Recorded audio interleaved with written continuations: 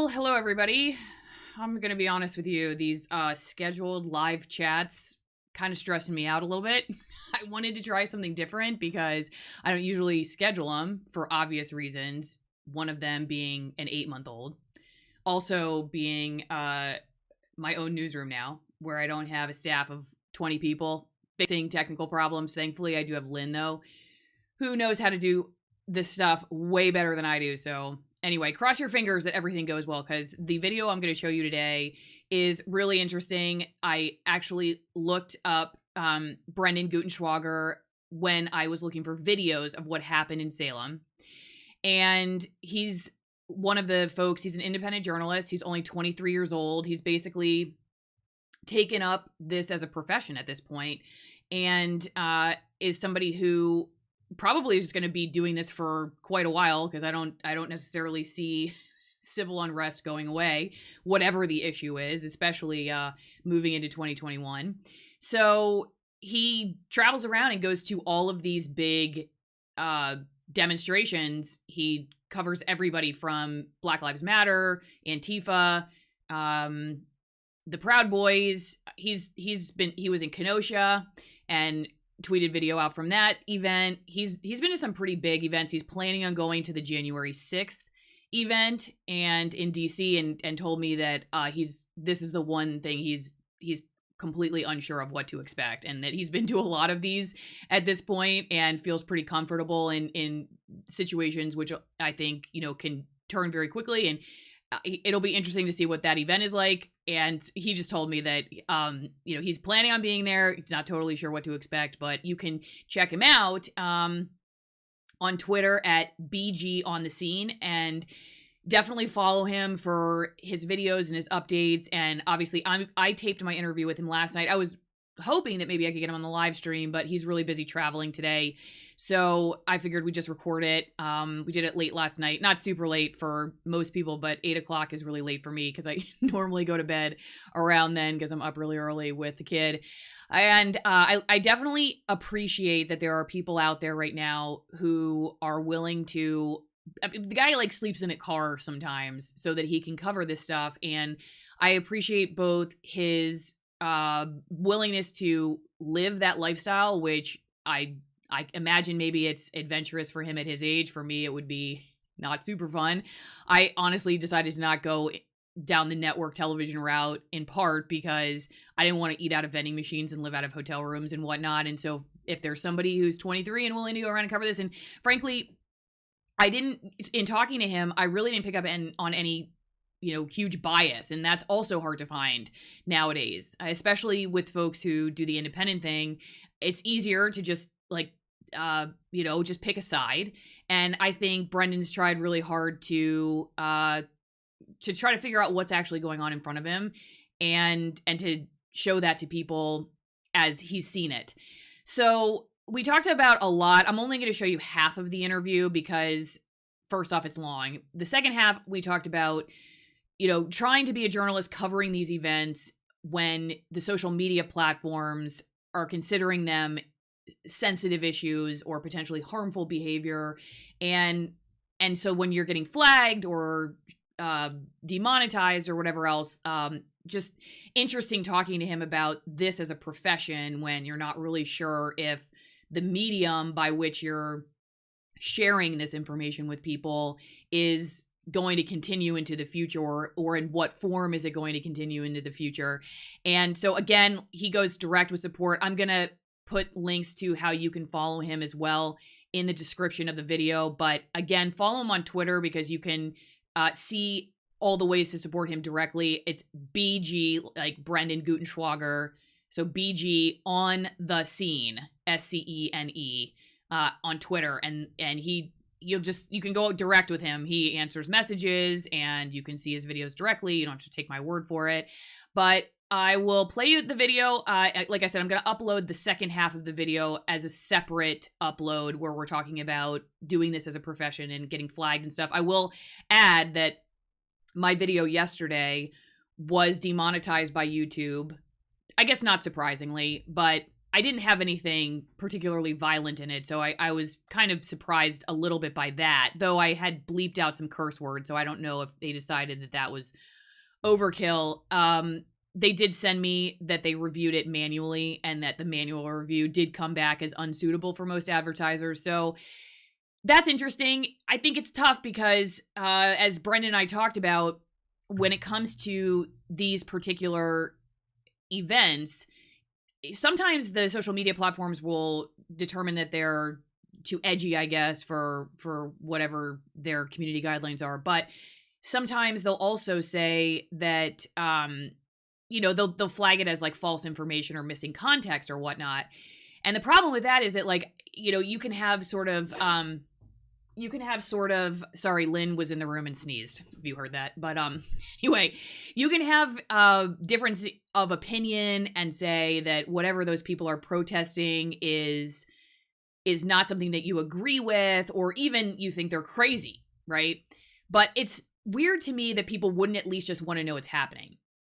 So there's starting to become this fine line that's getting pushed more and more towards the event itself as actual fake news versus the ideas behind the events, and that they're getting flagged, right? The event itself is getting flagged, where it's like the event did happen, whatever it is. You may not like what was behind the event, but the event happened. And so to see slowly it going from we're flagging the information to now we're flagging the actual event, you could see how the line is starting to encroach closer and closer to your ability, I guess, to understand what's going on out there. So I am going to, let's see, I'll just go look through the chats real fast to see if there's any super chats or anything that we need to go over, but it looks like we got a lot of people in here, so that's good.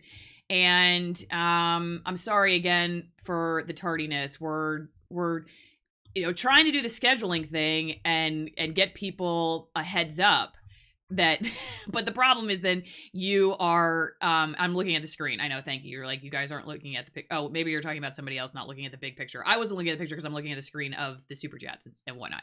And TGF Denver gives the first one of the day, which I think is the first one. Thank you for the super chat.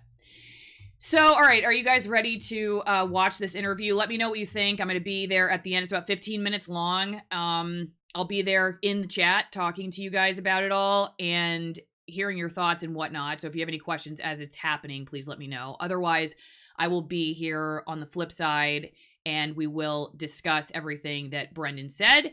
Definitely let me know what you think about him as a journalist. I've showed some of his video in this, so you'll be able to see his stuff. I think YouTube's probably going to demonetize me regardless. I think the live stream is itself monetized right now, but when they see the video upload later, they're probably going to flag it. So who knows? It's okay. It's just, the only thing that bothers me, because it's not like I make a ton of money or anything. It just gets, it kind of gets buried sometimes. And so you're like, well, I really would like these videos to be seen. This guy's working so hard. He's traveling all over the country. And so, oh well, we'll see what happens. But, all right, it looks like we got enough people in here. So I am going to press this button. We're all going to cross our fingers. The video starts and I will see you soon. And it didn't. So I'm going to click video 1 here. So Brendan Gutenschwager, we're really lucky to have you here on the channel today because you have been basically embedded in some of the protests that are drawing really a lot of national and frankly international attention. And you're an independent journalist, and I've actually shown people some of the video you've taken specifically recently of the Proud Boys and the police in Salem, Oregon. And so, there's been a lot of debate about like what preceded that, because it's interesting. The Proud Boys, right, have been kind of supporters like Back the Blue and consistent supporters of the police. And then all of a sudden you see this really surprising turn where now they're like cursing out the police. And I'm seeing this in your own videos. So as somebody who is not able to be there, and I just want to get the context on it. That's why I'm really happy that you agreed to do this interview. What precipitated that? Like, what was it that we didn't see in your video before that line of cops? And I'm going to show that video where they're kind of pushing them back. And I'm not even totally sure they're using rubber bullets. Like, what is that that they're using against the protesters, and what precipitated that? Do you mind kind of just running us through like the course of events up to that point, and then what we're watching in that specific video? So basically, before it had even begun, like in the day or two leading up to this, there had been announcements that this protest would be happening, as well as a counter protest with Antifa. Um, they were calling for Antifa activists to basically protest against all of the Trump supporters and right wingers protesting at the Capitol. And so the police had been on high alert before any of this. They already had a helicopter out during the protests from in the air before the thing even began. And we're basically just kind of trying to monitor each of the groups because they gathered in two different areas that were within walking distance of each other, but not immediately next to each other. So there was enough space that they could try to keep the groups separated. And for the majority of the afternoon, that's exactly what happened. One group stayed in the park. Another group had been at the Capitol. The group at the park was the Antifa group, and then the Capitol had been the Trump supporters. And then they went on a march. They actually went into the residential areas of Salem to Kay Brown's house, had gone, did a protest there, also peacefully. The police were already over there, blockading the house, but there wasn't really any confrontation there. There were some people that were yelling at the police even at that time, just for them even being out to defend Kate Brown's house. But ultimately, that wasn't the face-off with police. So then afterwards, they left there, marched back to the Capitol to return to basically the starting point, and people could get back to their cars. At that point, the Antifa activists, some of them had mobilized, and so they were marching through the streets. You had separately the Trump supporters and the Proud Boys that were in a different area, but getting closer to where they were at. And then there was basically kind of communication. Oh, we've spotted them. People started running to try to get towards each other, face off.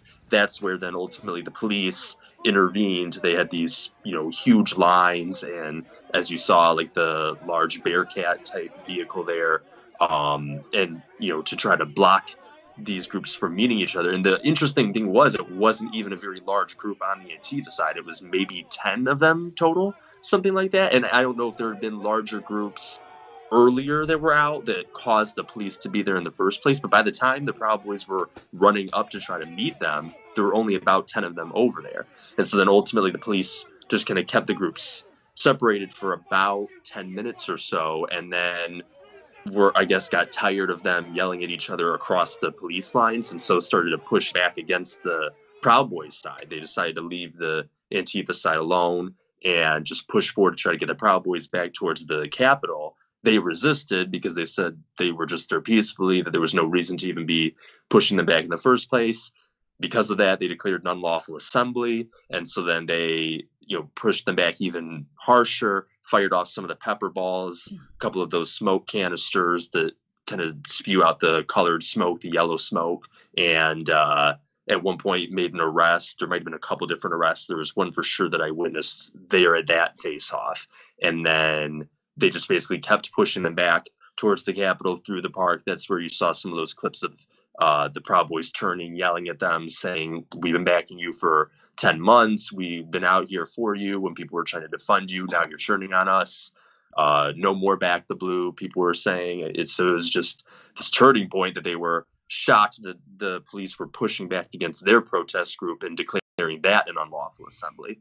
So curious, when you were saying that they were pushing the Proud Boys or the Trump supporters back and they were leaving the Antifa side alone, why was that? Were there more of one side versus the other? Was one side being more unruly than the other? What was your feeling on why they were not pushing the other side back and they were only pushing the Proud Boys or the Trump supporters back? It was a little difficult to tell because the groups weren't significantly outnumbered. Like at that point, so many of the Trump supporters had already left from the rally throughout the day because the bulk of the protest had been over at that point, actually. It was over at the Capitol or at Kate Brown's house.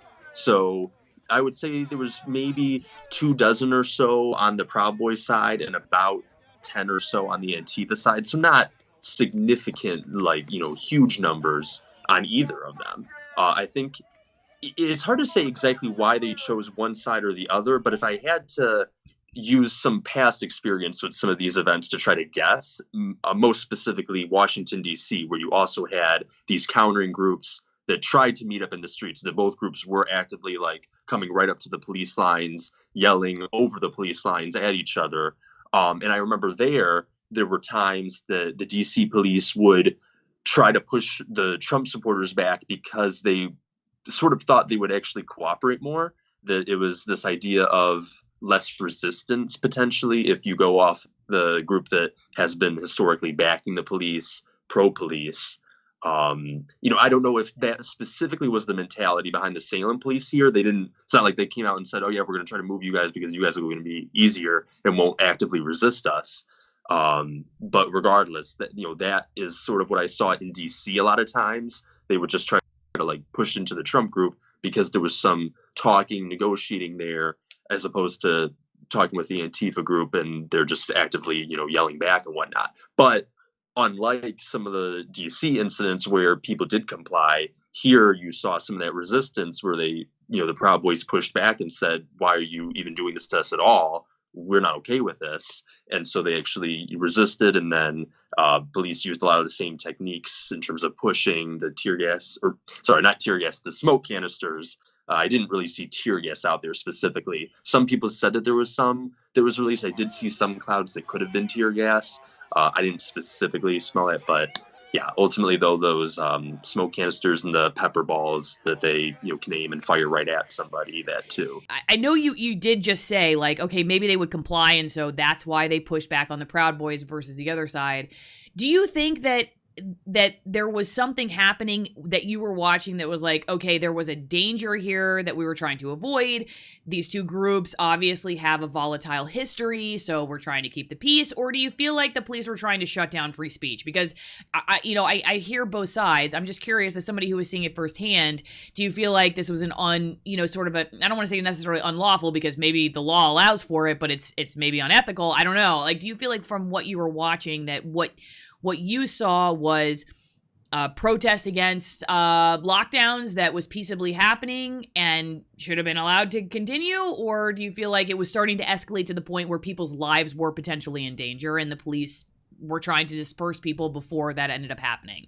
I think there's a bit of a combination of both with that. It's hard to say specifically like hard line that there was no element of it with free speech aspect, free assembly. I will say that it really hadn't been violent up until that point at that specific protest. It may have been an issue where police were concerned based off of previous weeks where there were clashes and there was violence there, and so they basically then tried to shut this whole thing down before it got to that point. That is where though you would have the countering argument of, well, what about freedom of speech, freedom of assembly?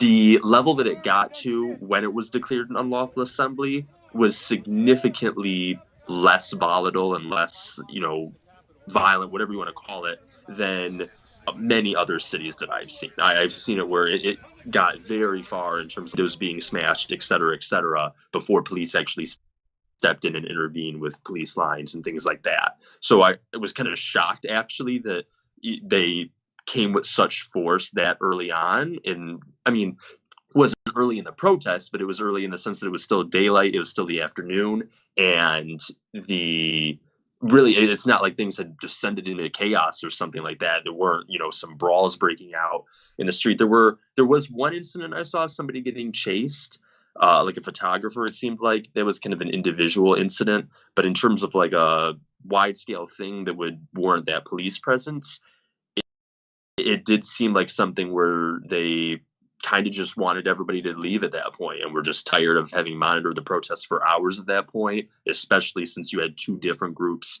in two different areas in Salem. So they were just constantly like, police over here and police over here. And now this group's on the move. Now this group's on the move in a different area.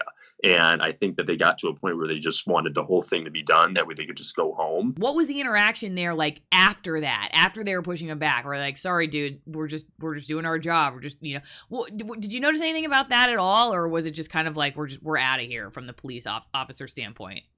No, that was an interesting thing. I kept looking for something like that because there were a couple moments in DC with those protests where you did see the police just say, hey, like, we're just trying to be real with you guys.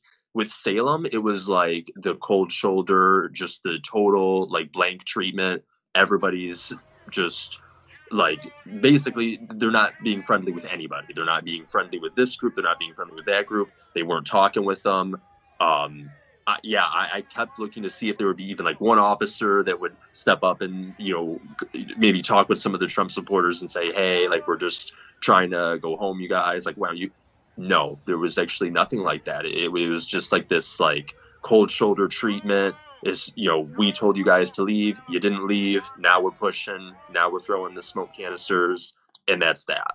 And it was like it was so cold, and I think that reaction too may have been part of what drove some of the yelling at them that you saw, and just like that angry sentiment that boiled up, because they were not. It wasn't just that they were pushing through; is they were pushing through and really kind of, in terms of their own actions and in terms of what they were saying, could care less whether these were people that had backed them for the months and the years leading up to this. It was just like, we see you as no different than these other protesters. We see you as no different from Black Lives Matter or Antifa. Every protester is the same. We're pushing them through the park, and that's that. Talking to you as somebody who's interviewed literally thousands of people, I really don't, I pick up like no real bias from you. I think you're just out there trying to show people what's really going on.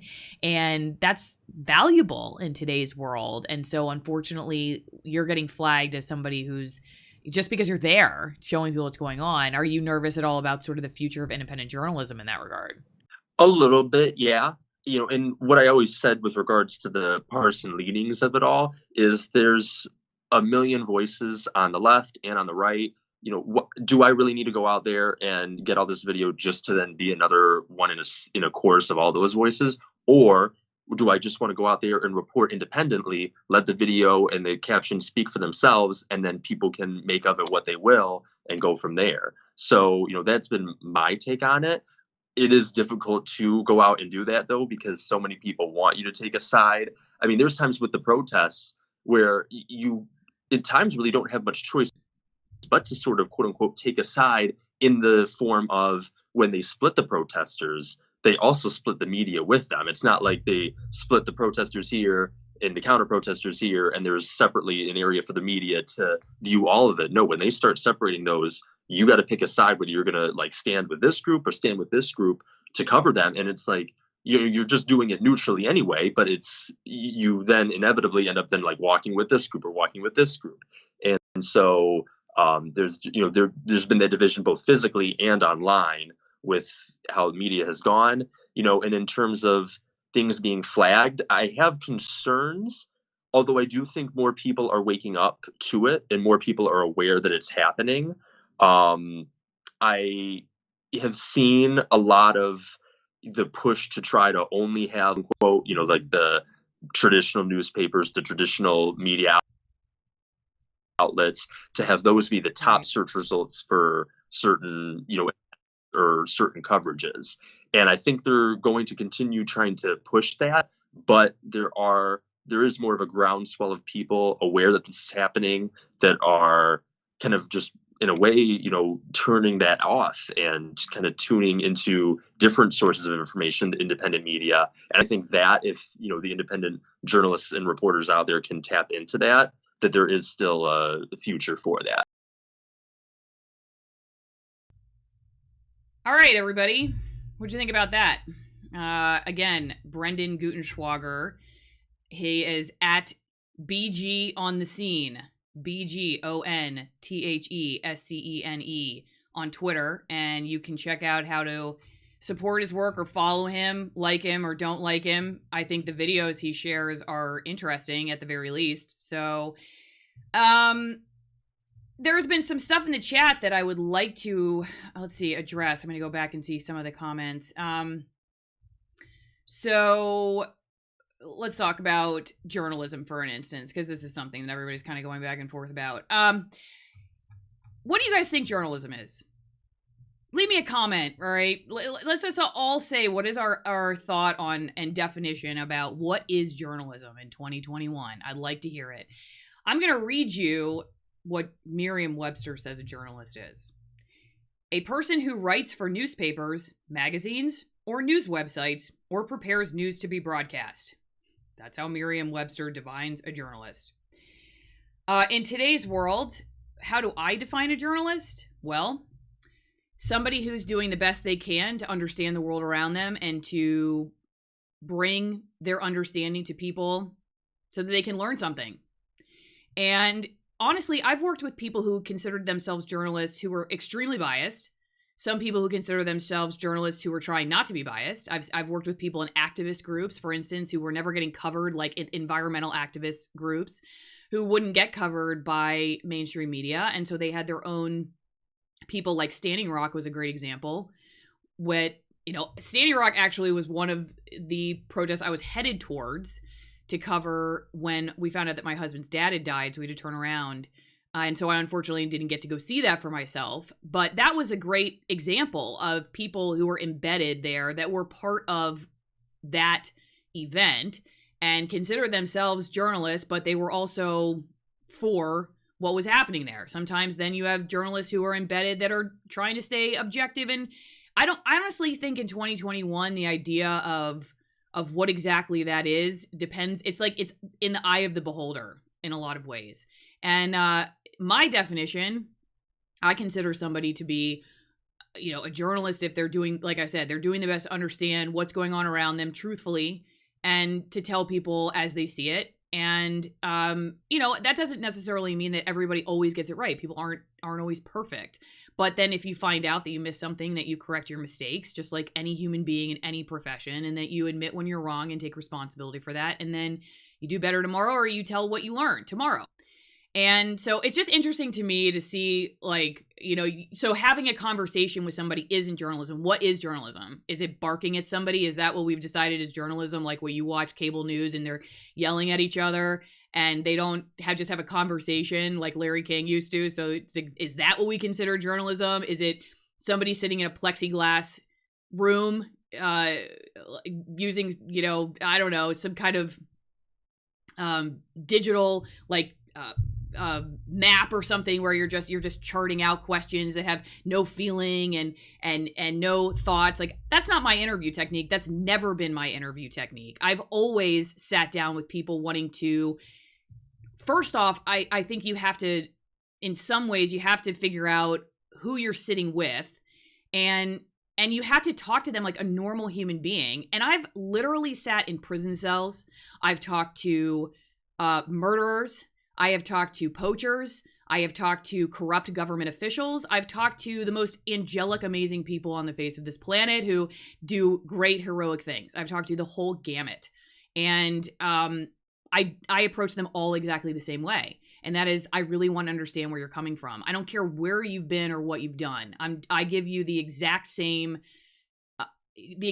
opportunity to tell me what's going on. And I don't know. That's just not my interview technique. I don't know is necessarily like it's. I mean, I don't know. I do know it's not the barking, the barking style. So if I ask somebody, for instance, what did you think about when police interrupted what was going on and pushed people out?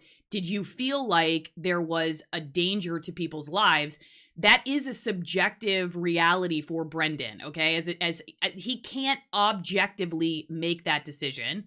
He doesn't know if somebody was about to get killed. How would he know the future? He doesn't know that.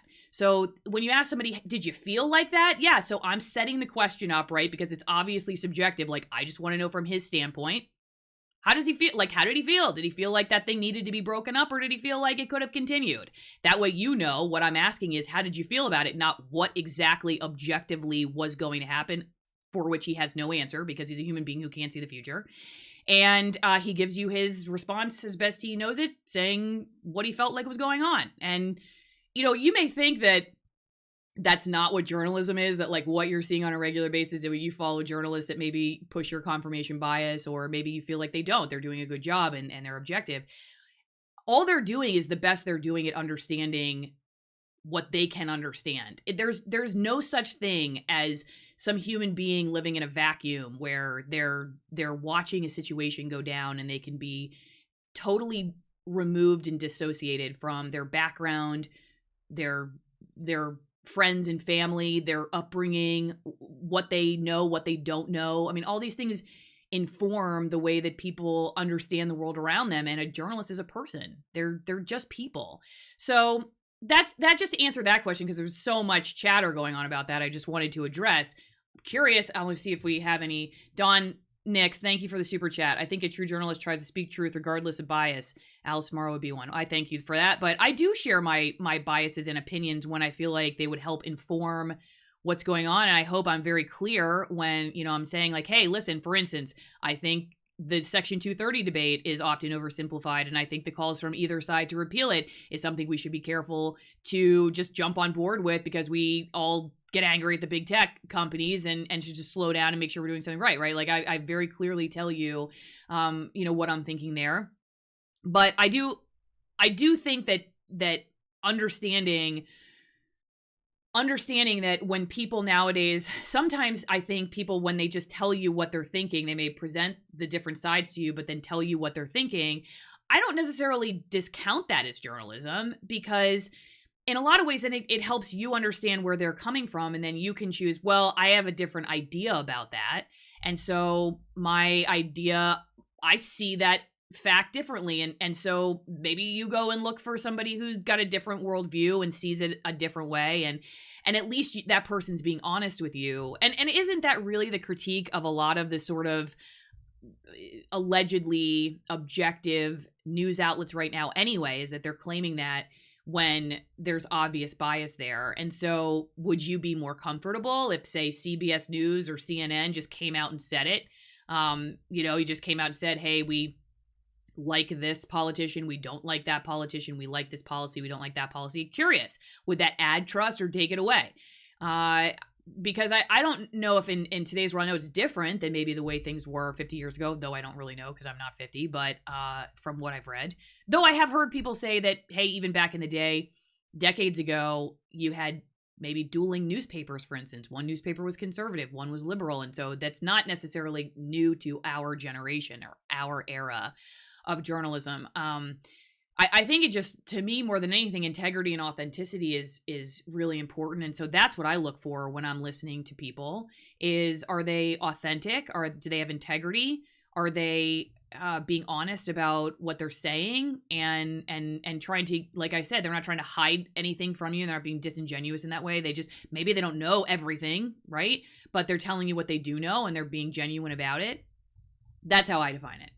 And I think it's always been that way. There's probably always been a gamut of what you would consider a journalist, and it's probably easy to think like somebody's a journalist if they do it your way or whatever, which is why you see a lot of people, especially in the last few years, have kind of drawn sides in particular outlets because they feel like one outlet is giving them facts. Sometimes maybe they feel like they're giving them the facts the other people aren't. Maybe sometimes they feel like they're giving them stuff that they want to hear, and they just like to have their own confirmation bias flattered. There are all kinds of reasons. So they would consider that a journalist, where another person might say they're a hack, and maybe one person's journalist is another person's hack. I like I said, perhaps the reason why Merriam-Webster defines it so loosely is because it's very difficult in today's world to say exactly what that term means. Again, like I said, my definition of it is somebody who is seeking the truth that's out there, the facts as they know it about whatever they're covering, and giving it to the public as best they can with integrity and authenticity. So let's see here. What are some of your thoughts here? I'm trying to. Journalism is the process of documenting events and relaying that information to the public. Okay, I like that. Journalism should dig out info and not just repeat a narrative. True, I agree that.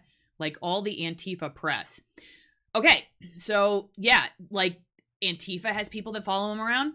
Black Lives Matter have people that follow them around.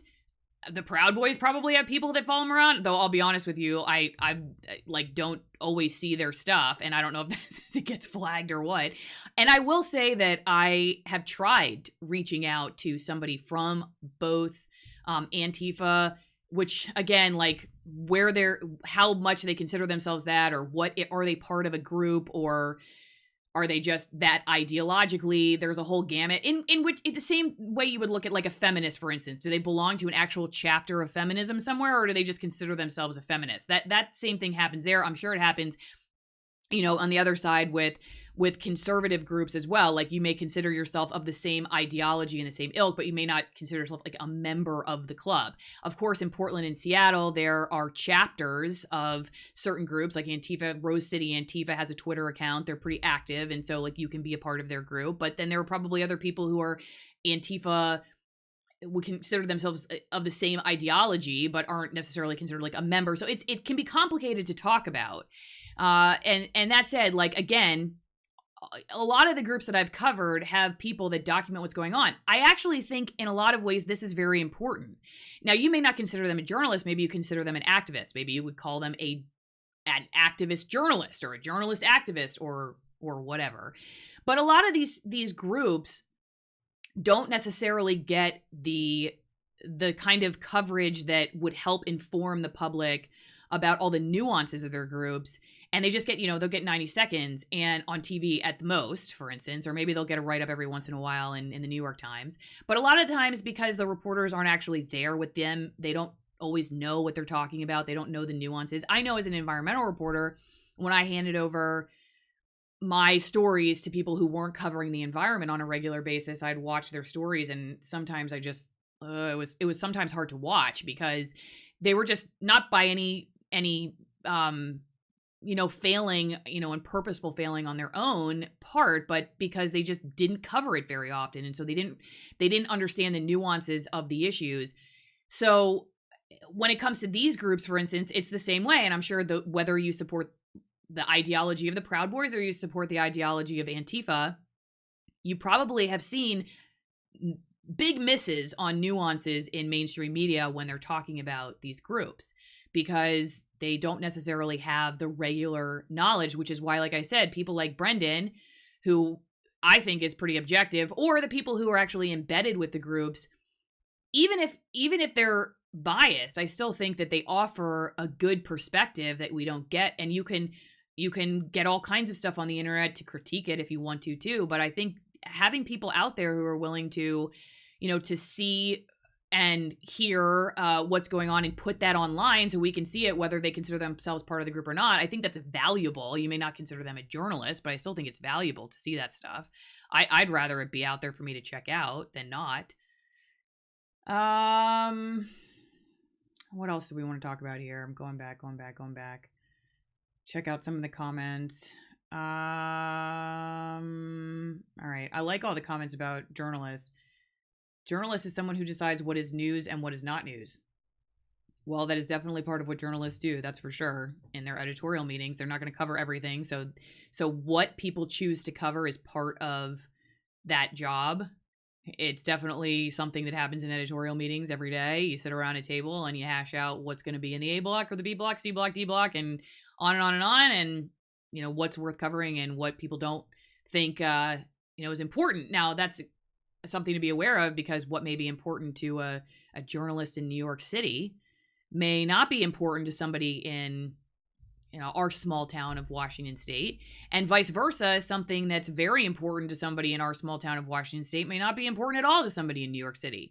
And so that's why I tend to be, if I'm going to like support any sort of mainstream corporate entity, it's going to be a local news outlet, because at least those reporters are closer to what they're covering and they kind of understand better the nuances of those issues. That said, I've done a video that you can find on my channel about how hard it can be to be a local journalist who's getting their job done because of all of the expectations. And like I've said before, I used to shoot and edit my own video. I presented it myself. I did everything.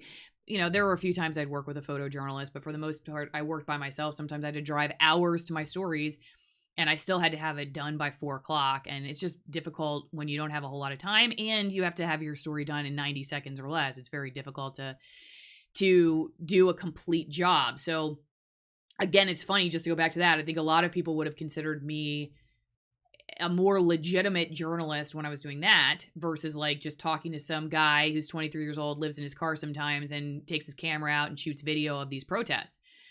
But I just got to do 15 minutes with that guy, and you got to hear a lot more from him than you would have heard if he had been interviewed by me a year and a half ago. I can assure you of that. And so, hey, if you have connections to any of the groups that you would because I saw somebody say something about how, like, getting a spokesperson for these groups. If you have connections, please let me know. I would be happy to interview them. I've reached out. I have not heard back from anybody that I've reached out to about doing any interviews, but I'm not against it. It's not because I'm trying not to. It's really because I don't hear back from anybody. I try really hard. I reach out to a lot of people for interviews, and a lot of people just don't write me back. And I think part of it is sometimes I go, I'm trying to get some big names, and I think maybe I just have a small channel still, and they're like, they probably already have, flooded inboxes and stuff too. And then I think there's just,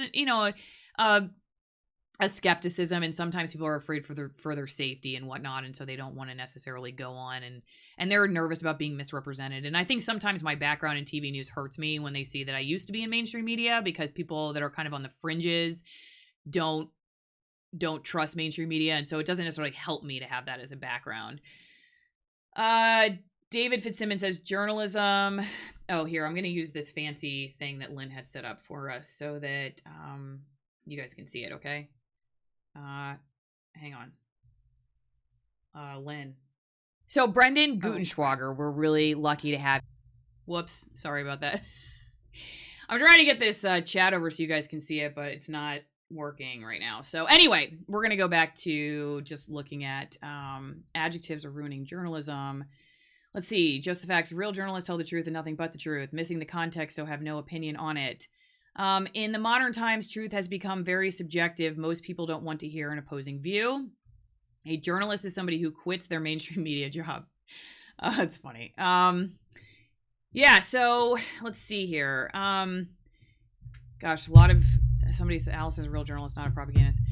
Thank you. That's a good compliment. I do want to be really clear too, because I about what I'm trying to do here, so that we're all on the same page, because I do get, people writing me like all kinds of things about oh, you're a hack, you why do you, I can't believe you criticize your old industry, and whatever, like oh, here we go. David, journalism will always have some sort of bias due to the nature of humans. There is no way around that. That is why it is so important to see a situation from as many angles as possible. Yeah, that's just the nature of the beast. You're again, I'll go back to what concerns me is not somebody who has a background, a worldview when they come back home at night and they have a glass of wine with their spouse. Like, that's normal. What bothers me for the most part, especially when I talk to people in my old industry, who I talk to on a regular occasion, there are some who can call the BS pretty quickly in the industry and are good and curious about seeing the world around them. And then there are some people who are, I think, just so emotionally attached to their viewpoint that they don't, it's like they feel like it's a calling to keep information from you for your own good.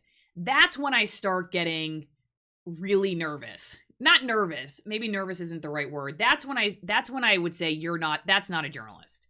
Somebody who's like, I know this is happening. I'm not telling you because I don't think you can handle it, or I have determined it to be, bad for your safety or whatever. That's when I start saying, hi, man. And listen, you can say, okay, I'm going to tell you that, like, this rumor is going around, for instance, or this is trending, and this is the truth that I have found about it. So it's not like you have to just tell people fake stuff and like, oh, here it is, and no context, or don't call it out for what it is. I just don't like when people are like, I'm not even going to address it at all. I'm not even going to talk about it. I'm going to suppress it because I think these people are nuts. And I have had managers. The reason that I started getting very concerned about that kind of ideology was because I have had managers who have said to me, I wouldn't so much let this kind of person on my channel or this kind of person on my channel. And they looked at it as a very righteous, almost like messianic way of informing the public. But I looked at it like, especially because I knew the nuances of what that person was talking about. As a reporter who is regularly out covering these topics, talking to a manager who's regularly in a newsroom and doesn't ever leave, and doesn't know what a reporter knows when it comes to like on the ground knowledge, I found that to be concerning in that particular time and place, because I knew those issues that this person was discussing. I knew that there were valid points to the pushback on what he believed to be true. And so when I realized that was happening to me in my own newsroom, then I started wondering about where that was happening in other places. It must be, because I'm sure it's not just happening like in my time and space. And so that's when I start to say, like, you know, if you're going out there and you're like, I want to cover this event because I'm really interested in it, and you know, you support it, whatever, and you're just blatant about your bias in support of something or against it, whatever. But you just tell people what's going on.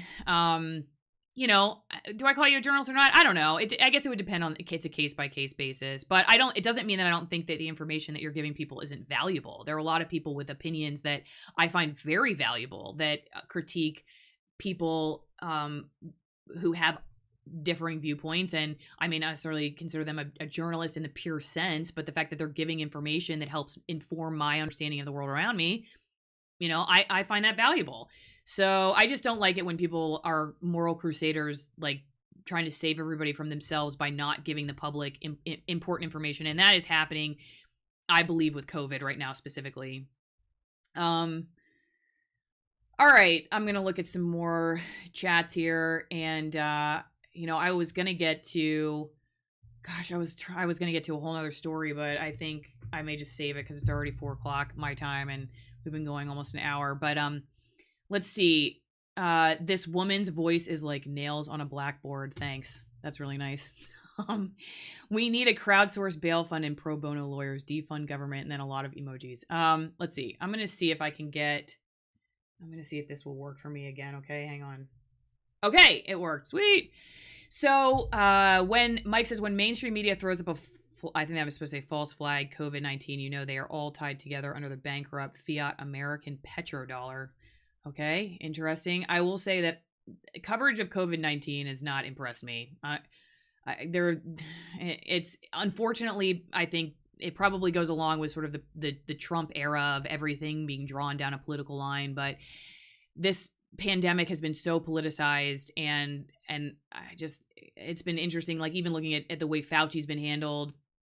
I think there's been some stuff that he said that I find concerning, and I don't know. I'll just leave it at that. I haven't been super impressed with the COVID coverage. Let's see. I'm just gonna click through so you guys can see some of these. Let's see. Allison, what do you think the difference between bias and propaganda is? That's a good question. Well, I guess I would say propaganda, it would be, to me, I would define the difference with intention. Bias, to me, is something that everybody has, an intention for a result, okay? I may have bias, but I'm not trying to unleash a particular historical event or try to elicit a behavior from somebody with my bias necessarily. Maybe I am, but I don't necessarily know it. It's not. I look at propaganda, I guess, as intentional misleading of people. You know what you're saying is incorrect, or even potentially dangerous, and you're using it to elicit a particular response. Or maybe, I will say, maybe propaganda people think that it is correct, but they're intentionally going out and trying to elicit a response. That would be the way I guess I would look at propaganda, and trying to get people to do something based on that information that it's like a campaign, I guess. So that would be a level of intentionality, I guess. Where's the line? I don't totally know, but let me give you an example. In my video that I did about Fauci and the whole vaccinating Santa Claus so that he's safe to be around your kids, which is, CNN had this this kids town hall about the vaccine. And actually about COVID too, but they talked about the vaccine. It was COVID generally speaking. And that's what something he said. To me, that's propaganda because we don't know if the vaccine prevents transmission. And so we don't know if Santa Claus, can't give COVID to your kids or SARS-CoV-2 to your kids if he gets vaccinated. But it's like it's meant to get you and your kids to feel like everything's safe and happy and fine. Go get the vaccine and Santa's going to come for Christmas and everything's going to be good. And when you knowingly, at least he should be aware, because I read it myself for the FDA briefing documents, that what he said was untrue. And that and it was framed for kind of like a sort of an innocent discussion about how kids can feel safe at Christmas. That kind of reeks of it. But you know what? Since we're asking this, let's just look it up, shall we? Okay, let's look up bias, prejudice in favor or against one thing, person, or group compared with another. And then let's look up propaganda. Propaganda. Information, especially of a biased or misleading nature, used to promote or publicize a particular political cause or point of view. Okay, so yeah, so I guess that kind of is like what I was saying. It meant to like elicit a response. I guess that's the way I look at it. What do you guys think about that? I'm not saying I'm necessarily right or wrong. I'm just saying that's how I would define it. Let's see. Okay. Can you expand on your concerns over COVID covers? Yeah, so I think that I did a video about the unknowns for the vaccine, and I think that that's something that has not been discussed. Now, if I'm going to give journalists the benefit of the doubt, knowing the kind of time pressures that I worked under when I was in the industry, it's highly possible they're just like repeating talking points that are coming down from the wires, Reuters or AP, or their networks. And they're not, reading the FDA documents like I did. They're not given the time necessarily, and their bosses may not want to do a story about it because they feel like that, and even talking about that makes you sound like an anti-vaxxer, and they don't want to be an anti-vaxxer. I don't know. That's one thing I think is interesting. I think, not necessarily talking about its implications when we now have a new strain out there and what's going to happen with that. I think this New York law that I was going to talk about, it's a bill. It's not a law yet, but this bill that is going through New York, which you guys may have heard about, where as I understand it, basically the bill would allow for the detainment of people considered to be a public health risk. I'm going to do a separate video about it. I was going to talk about it today, but I think I'm just going to let this one ride on the Proud Boys and the police and Antifa and whatnot. But I think that's interesting. So just the sort of that's I think maybe we'll see if that gets coverage. I haven't seen the last couple of days. The only outlet that I've seen in corporate media that has covered it, that New York bill, is Fox. I looked for it, but maybe I missed it somehow. But anyway, I think, for instance, like just the encroachment on people's freedoms, I think is not given enough coverage in mainstream media. I think, unfortunately, it's oversimplified as this debate between you're either for saving people's lives or you're for saving people's businesses, and I just don't think that that's a fair duality. So I think that's been kind of a failure on the media's part. I think holding certain politicians accountable. I think holding Fauci accountable because, it became this Fauci versus Trump thing. So I do think Fauci said some stuff, which you can find people talking about, like, changing his mind on one thing or another. Now, maybe you'll say, oh, well, he just, we learned new information. Others might say, well, he knew what he was talking about and he chose not to tell people about it. I think that he's been somebody who's gotten a real easy pass. I think that's somebody that I would like to see a little bit more tougher journalism with, because he's not just leading a lot of the policies, he's leading the press campaigns. He's on all over the place, with Sanjay Gupta and whatnot talking about it. So let's see here. Is it Sierran? Cleary, thanks for the super chat. It's difficult to get a man to understand something when his salary depends on his not understanding it. Good journalism is possible when there are no interests involved. Best wishes from Ireland. Right. It's a good point. I think when it comes to what you're talking about with salary and that being a reason, I do believe, okay, and I think this probably is an issue at the higher levels of corporate news, that when you're making a ton of money promoting a certain thing, that they're probably, yeah, you could make a good argument that there's incentive to keep that line going. I will say, though, that from everybody that's not kind of in that sector, that what I have found to be more problematic is in-group bias. So just a lot of people who think the same way, went to the same colleges, read the same books, hang out with the same people, go to the same bars.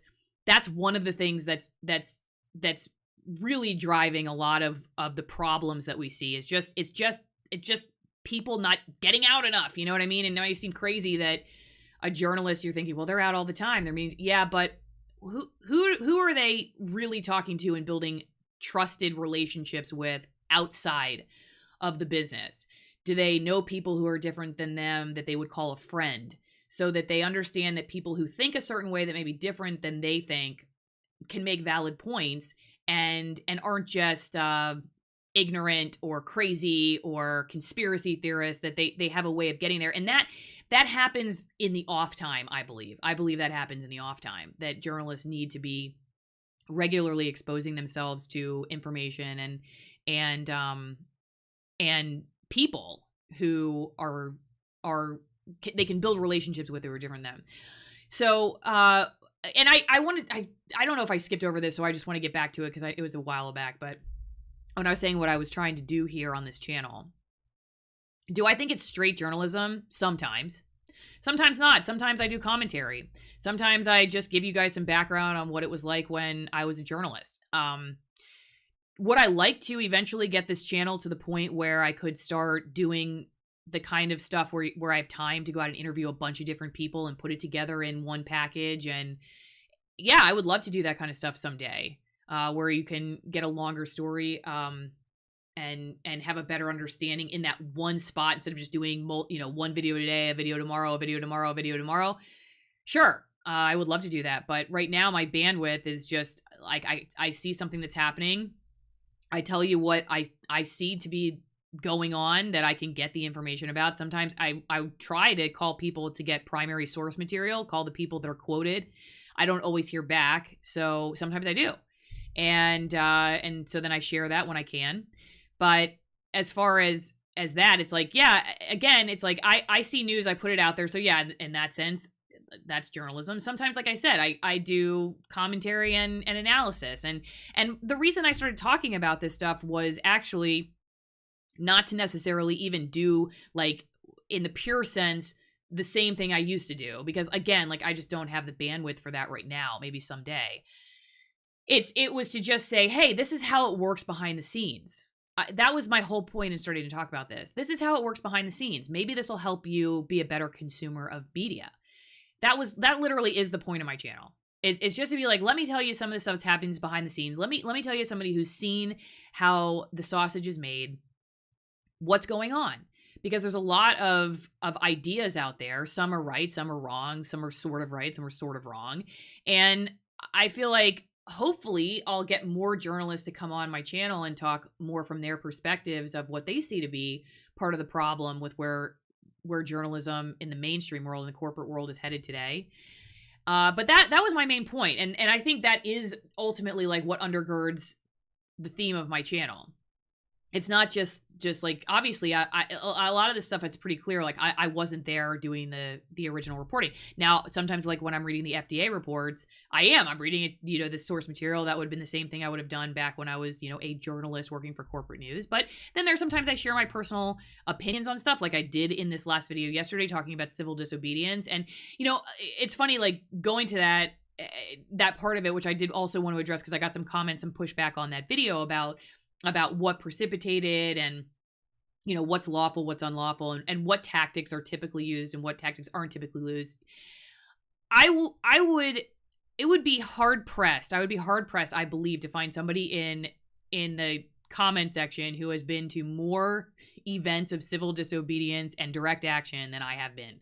I've been to a lot of those kinds of events, and so I'm pretty familiar with those lines. I've seen police use bicycles. I've seen them use batons. I've seen them use flashbangs. I've seen them use tear gas, those pepper balls, rubber bullets. I've seen everything, and sometimes police will use that stuff when people are not setting things on fire, and sometimes they will, and it just, it depends. And one thing that Lynn and I were talking about, which I think is valuable to this conversation, is people should really start asking questions about what the management is and the elected officials are doing, and how the police are enforcing policies that elected officials have put in place, because that is an area that you as a local community member do have some influence on. And as an example, let's look at what happened with the Seattle Chaz Chop.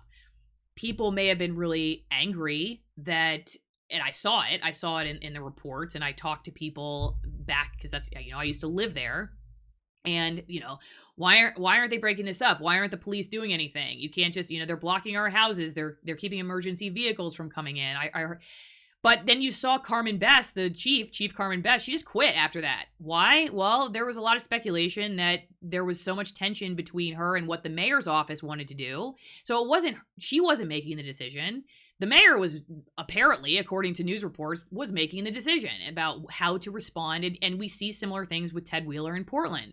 And so it may be easy to look at what happened, for instance, in Salem, and I know obviously that you don't have to scroll too far. There are cops, individual cops, who break the law and do bad things, right?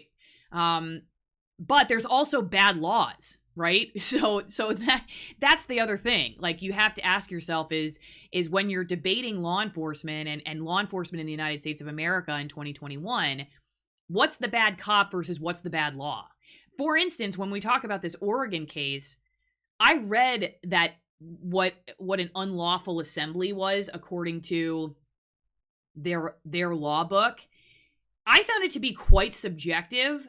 So regardless of who they were kicking out, maybe I was missing something, but it basically allowed for the government to make a decision when there were, I think it was 5 or 6 people or more gathered somewhere with really very subjective guidelines. Like it was just open to, you decide as the government that these people shouldn't be here anymore, that they're disruptive or something, and you could just kick them out. Frankly, if it were me and I was mad about getting booted out of Salem, I would look at that law and been like, why were they allowed to declare an unlawful assembly like that when nobody was doing anything? And I don't want to say they weren't doing anything, but they weren't like being destructive, as far as I understand. I hadn't seen either side. I haven't heard reports of either side being destructive.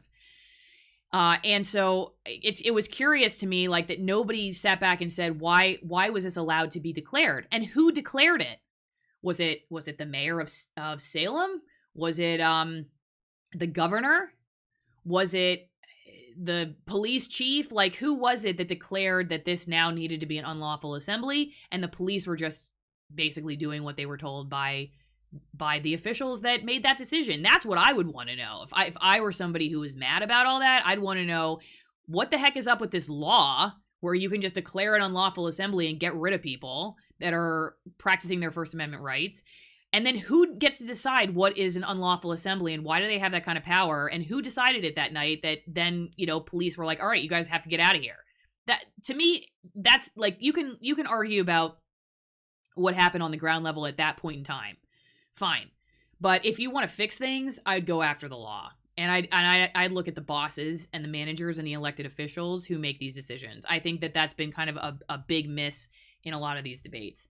Does anyone know where Allison is from? Allison is from Florida. I grew up in Florida. I was born in Pittsburgh, but when I was 3, we moved to Florida. Okay.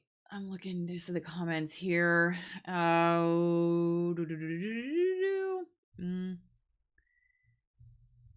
are we feeling, everybody? Time to go? I'm just looking at all the different comments. See what I know. There aren't a whole lot of questions, just a lot of comments here. Okay. Jeffrey says when a bad cop enforces a bad law, these two wrongs don't make a right. Sure. No, it doesn't necessarily. I'm not saying that you got to let the individual cops off the hook. I'm just saying, that it's like I'm trying to think of an analogy, and my brain's a little fried. But if, for instance, okay, you could let's take the journalism side as an example. You could say, hey, you journalists, like, you did a shoddy job in that 90 seconds. And you could be right, that journalist did do a shoddy job in the 90 seconds that they were given. And you could boot that reporter out. Now, let's just assume that reporter is a well-intentioned, good faith journalist, okay? Because obviously they could be a person who has nefarious intentions. That's in every field. But let's go back to the journalist who is in good faith trying to do the best they can. Let's just assume that. And you're like, well, that was a weak, lacking nuance video that you should never have done. And I can understand that gripe. And there were times where I was like, I'm just not going to do this, because I've talked about that, where I felt like I did I just did have to just bail out of a topic that I felt like was important, but I didn't want to do it because I knew that the way I was going to have time to do it was not going to do justice to the topic at hand. There were other times, though, where I did the best that I could, and I went home at night and I was like, that sucked. And I'm not going to sit here and pretend like I never did that. Like, I never put stuff on the news that I sat back and I was like I've told you guys, I've been very honest about that. I talked to my managers, like, I don't know. I don't totally know. I'm putting these two sides on there. Maybe there's 5 sides, but I don't know there's 5 sides because I just didn't have time to do it. Eventually, like I said, I quit. And it's one thing, like, I've seen people talk about that, the lady that was talking to Andrew Yang about being at MSNBC and what was going on, and everyone's like, she should have quit when she first saw it, and she was part of the problem, and now she's just jumping ship, and kind of judging her for that. I try not to judge people who, eventually, like, it takes a while sometimes to wake up and realize that this just isn't working anymore. Sometimes people do try to fix the system from the inside, and maybe that's what people like. I try to just say, hey, I'm going to do the best I can, and the environment isn't getting covered anywhere, so I could just bail, and just now no one's going to be covering the environment in for my TV station, and I was the only one in the TV market there, and really around the entire country full time covering that. So I could just leave the issue to space, to a black hole, or I could just try to do the best I can. So for a long time, I tried to do the best I could. And then I realized, you know what, I could do this better somewhere else, and I'm going to try doing things differently. And that's when I left. So, okay, so to go back to this question, if you have a good faith journalist who's trying to do the best they can, yeah, you can argue and say, like, well, you shouldn't have done it at all, or, you should have gotten it, you should have gotten it right, or just not done it. Or you could look at, why does that journalist only have 90 seconds? What is going on there that journalist who, again, we're going to assume good faith, why are they coming up short again and again? What's happening with the system that is creating the news that we hate so much? Everybody talks about it. They hate mainstream media, Well, one way to look at it is just that there's just a lot of terrible journalists, and everybody's they're just really crappy at their job. And hey, there are really crappy journalists, okay? And maybe you wouldn't even call them journalists, because they have, a slew of issues. But there are also people out there, like I said, who, like, they're trying to do the best they can with the tools that they have.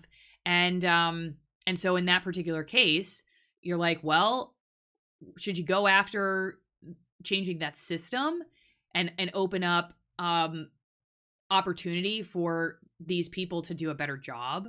Is that something that I should do? Should I write the assignment editor, or write the news manager, the station manager, and say, hey, I noticed this person is, frantic and, short-winded every day on the news, and they don't give me enough nuance for what they're talking about. Could you give them more time? I mean, you could do something like that too, So now, of course, with law enforcement, it's different, because they are the only people, right? This who are essentially like civilians who could just carry a gun around and are allowed to make calls that sometimes are life or death for people. And so it isn't. I agree. It's not good enough to just say, oh well, like they're just usually good meaning and it's their bosses are bad. I get it. Like you got to weed out the bad actors and call bad behavior out for what it is, for sure. But I think it's also important to ask those questions about where this came from. And like I said, it would concern me more. It's like the battle versus the war. The battle may have been that day, but to me, the war is why a state has a law where the government can just decide that you're now unlawfully assembled with really no proof, no objective evidence. Like there's no rule like this happens and then this is determined to be an unlawful assembly. That I didn't see that in the rules. When I was covering when I was covering wolves, for instance, which are growing in number in Eastern Washington, and so the state had this wolf advisory group that they would get together all the time and they discuss like when can you kill a wolf for depredation, for essentially attacking livestock. And so they had a rule, like they had a rule book where it was like if a pack attacks this many cows in this amount of time, then we can kill this many wolves. It was like very plotted out. Now, of course, there was all kinds of disagreement about whether that was good or bad. But you could see like it was like this many at this point in time, and we can do this. But that law was like, it was one of those many laws that's just super subjective, where it's like, okay, who gets to decide this, and what is the evidence for it, and all that stuff. So,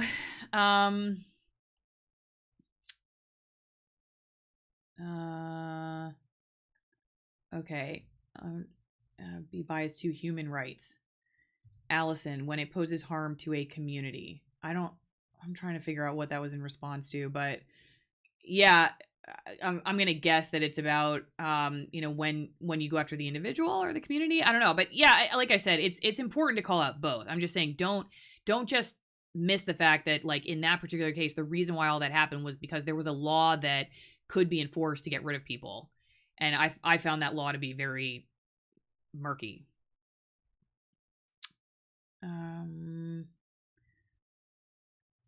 Okay. Like I think he said the message "pay us our 2K" or something close in different words was allegedly sprayed on her home or property. They could be untrue though. We're talking about Kate Brown. I don't know. I don't know who we're talking about there. But anyway, I don't know if that's true. I haven't seen that. Okay. Just going through a few more of the chats here, and then we're gonna wrap it up. Here's an interesting question I hear a lot about. Do you think there will be a civil war in this country soon? My answer to that is I think that tensions are going to continue to rise and that something will occur to deal with some of the issues that are driving the social unrest. And I think COVID may push some stuff to the brink, specifically because of these lockdowns and the economic aspect to it all. I think maybe things get worked out in court, maybe. I do think that we're just at the beginning of people starting to sue over what's going on with COVID specifically. So we'll see what happens there. I don't know. I guess my honest question to that is I don't know. I don't think that if there's a conflict awaiting us, it looks like what we would think about 200 years ago. But I do think that there feels like there's continued growing tension and that's not going to go away in 2021. I think it's going to continue growing. I don't totally know where that leads us. So it's a good question. I do hear people asking and talking about that a lot. I don't know. I will say that I do think it's a good time to make friends with your neighbors, have the ability to grow food or have people that know how to grow food, and have some skills that can keep you alive. And that's not because of like civil war or anything. I thought it was interesting to see the shortages that came from the first round of COVID hysteria a year ago, where everybody was running on the toilet paper and that kind of stuff, and remember all those slaughterhouses were getting backed up, so meat processing animals were getting euthanized by like the millions. Could that happen? Absolutely, that could happen again and worse. So we didn't know this kind of thing was going to be happening when we moved out of the city, but I'm glad we did. I'm glad we're in the country where we have a little bit more peace and quiet, and then we have a little bit more ability to be self-reliant and to help our neighbors out in a way that it's just hard to when you're on city infrastructure. The water tables in Colorado are under 75% of where they were a century ago. I think water is going to be a major issue. I'm calling it right now. I think water is going to be a real serious issue. That's why it never gets talked about, because nobody talks about the environment, but drought and water is going to be a real problem. And let me go back to this.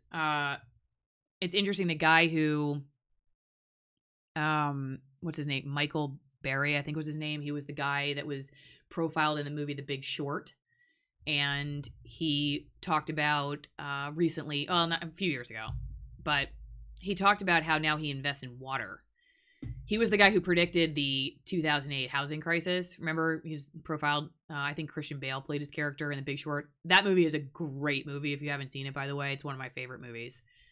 And it's, it has some creative license to it, but it tells the story of the people who bet against the American economy, essentially, and made a lot of money, but shows like the bank bailouts and, the people who knew about all this stuff, these bad mortgages, and chose to do nothing about it. And it's a great movie if you haven't seen it. But anyway, Michael Berry now, after that, where he basically was the one who foresaw that the housing market was going to crash and he started betting against these bad mortgages, he now invests in water.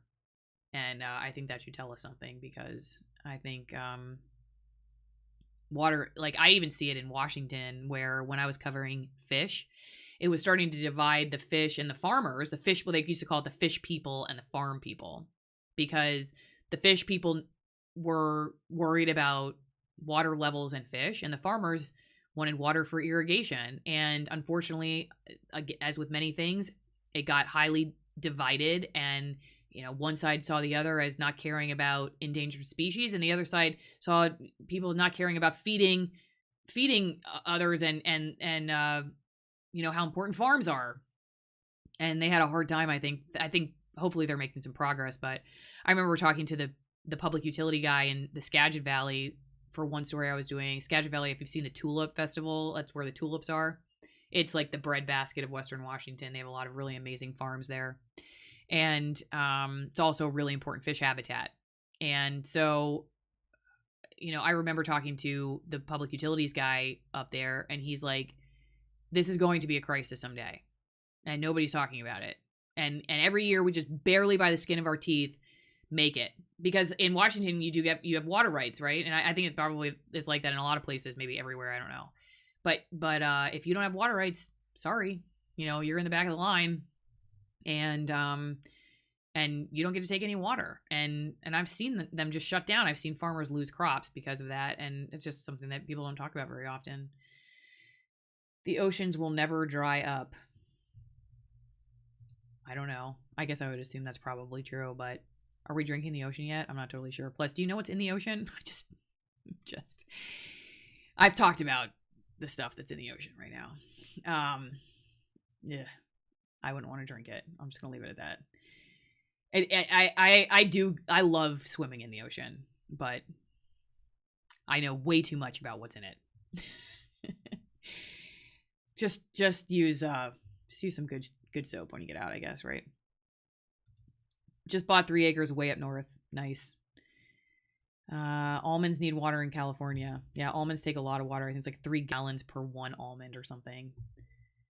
Right. Lots. I'll go back. Lots of plastics in the oceans now. Yeah, there are a lot of plastics from all kinds of different sources. It's funny because the straw thing became so hotly debated. So did plastic bags, right? Like, should you have a plastic bag ban? But so much of the microplastics that are ending up in the ocean are from our clothes.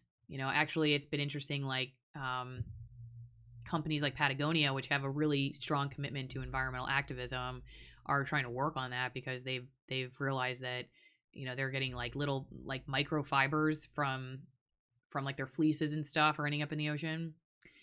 And just there's so many ways plastics end up in the ocean that's not just from like straws or plastic bags. So it's just interesting.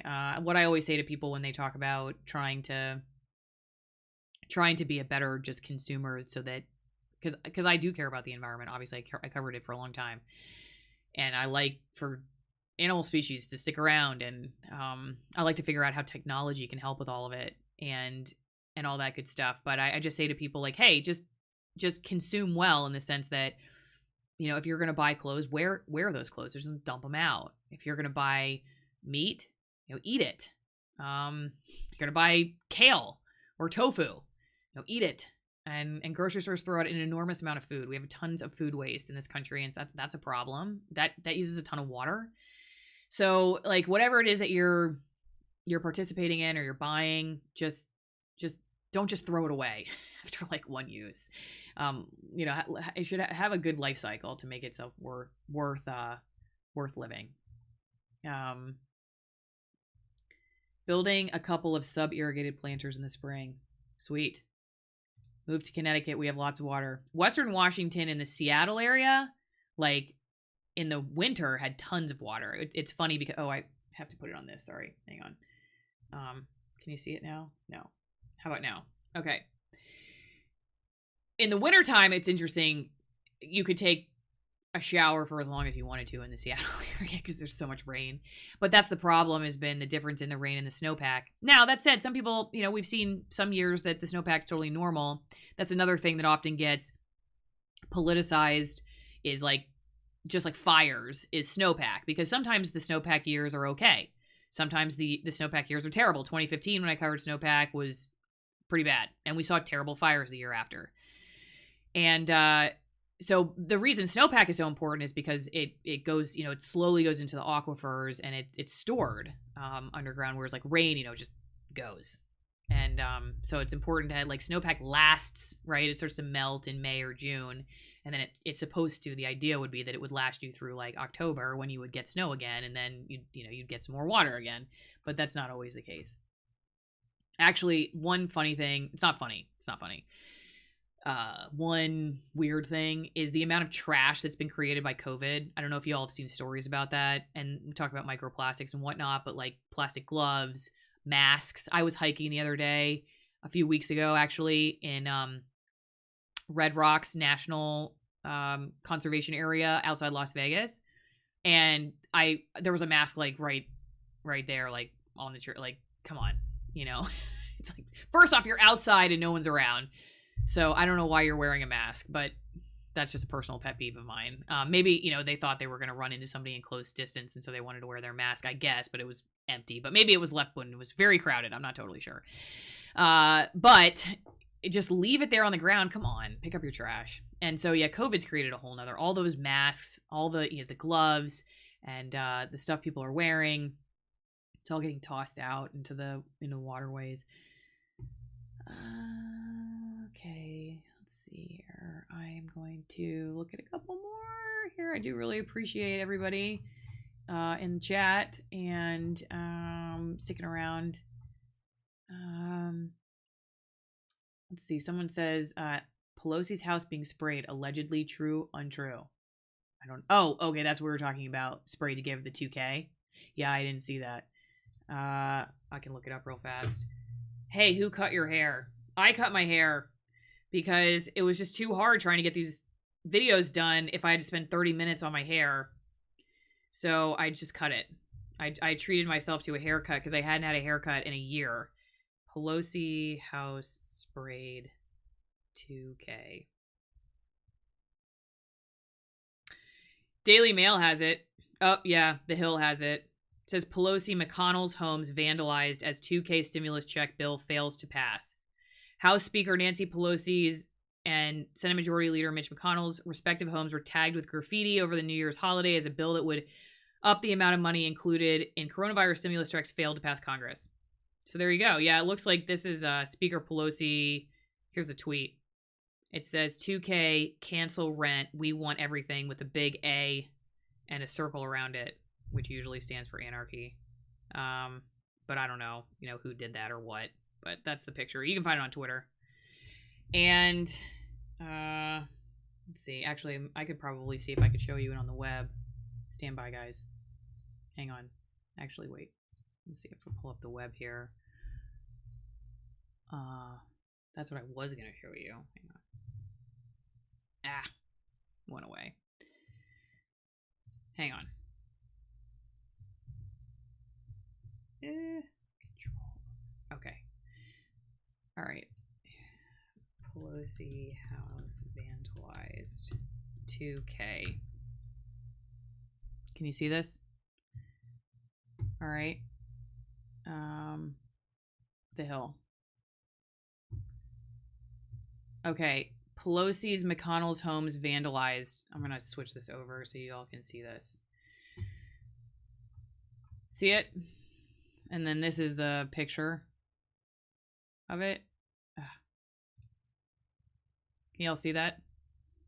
This allegedly, it has a pig. Oh yeah, that looks like a pig head and then blood. Yikes. 2K, cancel rent. We want, what does this say here? Oh, I can't tell. The lights. I don't know what this says under it. Can you guys read that? We want everything. I don't know. So anyway, yeah, you're right. That's a thing. Okay. Well, y'all, it's been real. I hope you guys have a good rest of the day. And I actually let the sun go down on this. So, and I know there are other people that are live streaming right now. We all want to go watch. Right? So, boy, that looks staged, somebody says. It may be. Who knows anymore? Honestly, guys. Who knows anymore? It's so hard to know. It's so hard to know. People just like wanting to frame each other. Whether the folks covering the stuff, even know something sometimes photoshopped. It's hard. It's hard in today's world. Like I try to do a lot of research, but I know that it can be really difficult to keep up with stuff that's photoshopped or changed. But that said, I still stand by no censorship. I don't like censorship. Because I feel like the good stuff gets thrown away. All right, thanks everybody. It was great talking to you. I hope that you have a great rest of the night. And I guess my next video, I'm going to hopefully get the thing up about the New York law because I think that's really interesting. I hope you guys learned something today. I definitely did. It was great to see everybody in the chat, and I'm going to see you guys next time.